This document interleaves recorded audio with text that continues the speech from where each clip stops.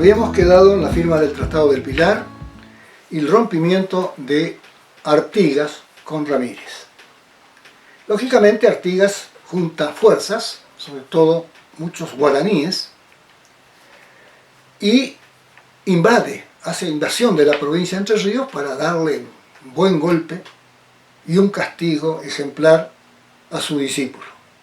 Pero Ramírez está prevenido, sabe muy bien que tiene que necesariamente, ya que Artigas le hace la guerra, hacerle la guerra a Artigas y sacarlo de la influencia o futuras influencias que pueda tener.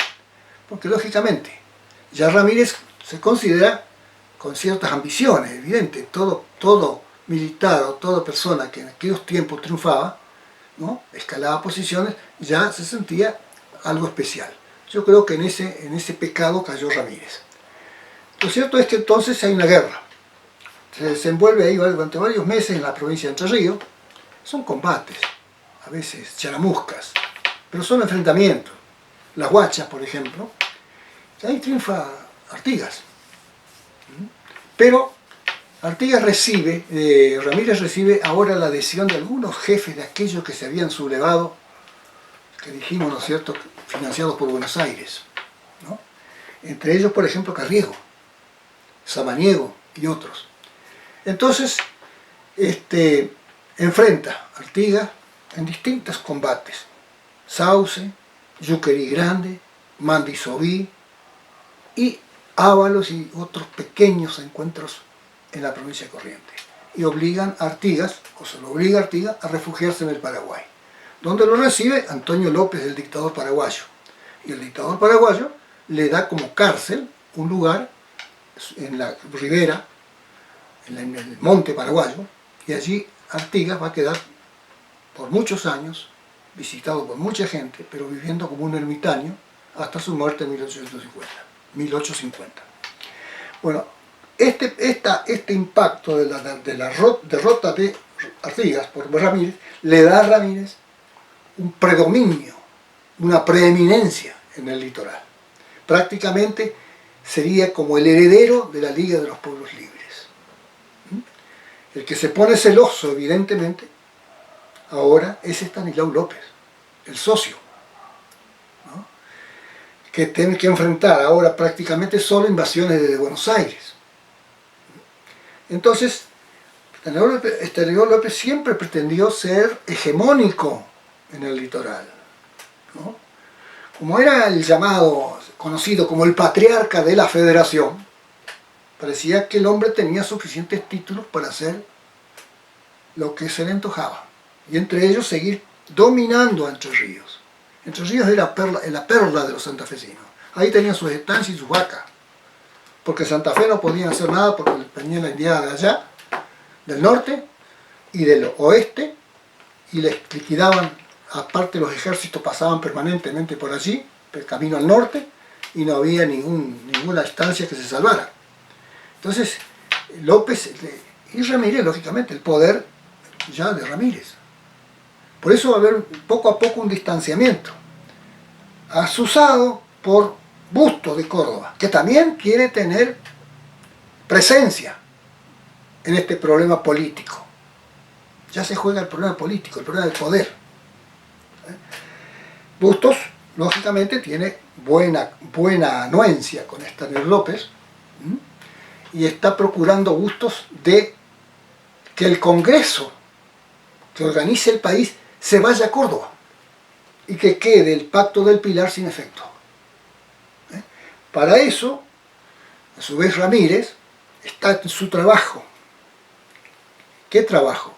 Organizar una organización política geográfica importante que sea como base, punto de partida de la futura organización nacional, siguiendo más o menos los pasos de su maestro Artigas. Y así crea la República de Entre Ríos. Por un bando, o sea, un decreto del 29 de septiembre de 1820, día de San Miguel, qué casualidad, y es el patrono de Entre Ríos, Ya en aquella época San Miguel estaba muy difundido en Entre Ríos y en Corrientes. Los jesuitas fueron los que plantaron la devoción de San Miguel. Y entonces, evidentemente, algo hay. Alguien le habrá dicho a Ramírez en San Miguel, el día de San Miguel del Santo. Ya lo consideraban como santo de Entre Ríos. No estaba todavía consagrado por la Santa Sede, recién en el 1851, pero ya tiene su importancia. Y entonces así, dicta un bando de unos 16 artículos más o menos, donde puntualiza la creación de la República de Entre Ríos y cuáles serán los aspectos importantes que esa República debe de poner para lograr, digamos, el afianzamiento en distintos órdenes. ¿Qué órdenes? Por ejemplo, en el orden político, en el orden económico, en el orden judicial. Para eso crea, digamos así, una tipo de infraestructura política. ¿Cómo se va a hacer, digamos, a manifestar el poder, ¿no es cierto?, sobre estas tres provincias, porque va Corrientes, Entre Ríos y Misiones, que todavía era prácticamente indígena toda, también la incorporan dentro, puede ser la Mesopotamia, lo que es hoy la Mesopotamia. Entonces, ponen como figura fundamental que debe manejar esa nueva estructura política geográfica a la figura del Supremo. Y lógicamente el Supremo, el único en ese momento, es Ramírez. Por supuesto, sujeto a que deberá, digamos, su poder ratificarse por elecciones. Parece que es bastante democrática la cosa. Por el momento asume Ramírez para organizar lo inmediato. Entonces, protector, supremo. Algo como hizo Artigas. Artigas, ¿cómo se llamaba? Protector de los pueblos libres. Este es supremo de la República de Entre Ríos. Por eso entonces, él es la autoridad máxima. Y detrás de él hay un engranaje de funcionarios. Por ejemplo, los comandantes de armas. ¿Quiénes eran los comandantes de armas? Los comandantes de armas estaban en cada una de las provincias. El bando lo dicta Ramírez desde Corrientes, porque allá por Corrientes era necesario fortalecer toda esa zona por la invasión de los paraguayos y los portugueses por otro lado. Por eso los comandantes de armas están para eso. El día de mañana, si hay una confrontación, estar preparado con lo suficiente para enfrentar esos peligros. Por eso comandante de armas. De Entre Ríos lo nombra Ricardo López Jordán. Ricardo López Jordán era hermano materno de Ramírez. Digamos en Félix Aguirre, por ejemplo, en Misiones, donde hoy es Posada, ahí había una población de origen indígena que luego se transformó en Posadas y tenía allí su lugar de residencia ese comandante de armas. Y el de Corrientes lo nombra primero a que fue gobernador de Entre Ríos, ¿cómo es? Lucio Mansilla, y por supuesto, y luego lo castiga Lucio Mansilla, porque la traición que le hizo Lucio Mansilla a Ramírez, ¿no es cierto?, que le va a hacer a Ramírez en adelante, cuando se enfrente Ramírez con López. Entonces por eso luego lo saca de la traición, lo saca y lo pone a Evaristo Carriego. Bueno, después estaban los comandantes de departamentos que tenían mucho poder y que dependían directamente del Supremo. En lo político, en lo económico, en lo social, todo. Dependían todos de esos comandantes. Había un ministro general, ¿cierto?, que era Cipriano de Urquiza, hermano de Justo José de Urquiza. Es decir, todo un engranaje de funcionarios. Y en la parte política, por ejemplo, había varias disposiciones. El ejemplo de ello, por ejemplo, el incentivo de las escuelas, de la educación, algo muy importante en Ramírez, ¿no? Educación gratuita, universal. Fíjense que se adaptó a Sarmiento y a todos los hombres de la generación del 80. Ramírez. Lógicamente, la gratuidad era para quienes no podían, para gente humilde. Los que podían debían pagar un canon, ¿no? Y bueno, la elección de los maestros, que sean inteligentes, que sean capaces, que no sean, digamos así, sacados de la galera por necesidad, que tengan una especie de semi-preparación, que sepan lo fundamental para poder enseñar. Ordenaba a los comandantes militares, a fundar escuelas. Y empezaron. La República Entrerriana duró poco, pero comenzaron. En Corrientes ya estaba una escuela plantada, en Concepción de Uruguay una escuela plantada, es decir, se cumplía ese propósito de Ramírez. Y además también, por ejemplo, con la iglesia, pedían los curas que recen por la República, que recen por la República, que recen por las autoridades de la República. Hablando de eso, el Supremo se somete a una elección. No en todos lados pueden hacerse las elecciones, pero la mayoría gana por unanimidad, por supuesto, Supremo. Ahí lo consagra. Bueno, el aspecto económico, por ejemplo, mucho por la ganadería, por la agricultura, sobre todo la agricultura estaba muy abandonada y no querían, eran más ganaderos la gente de Entre Ríos y de Corrientes. No les interesaba la agricultura, y Ramírez insiste en la agricultura, la necesidad.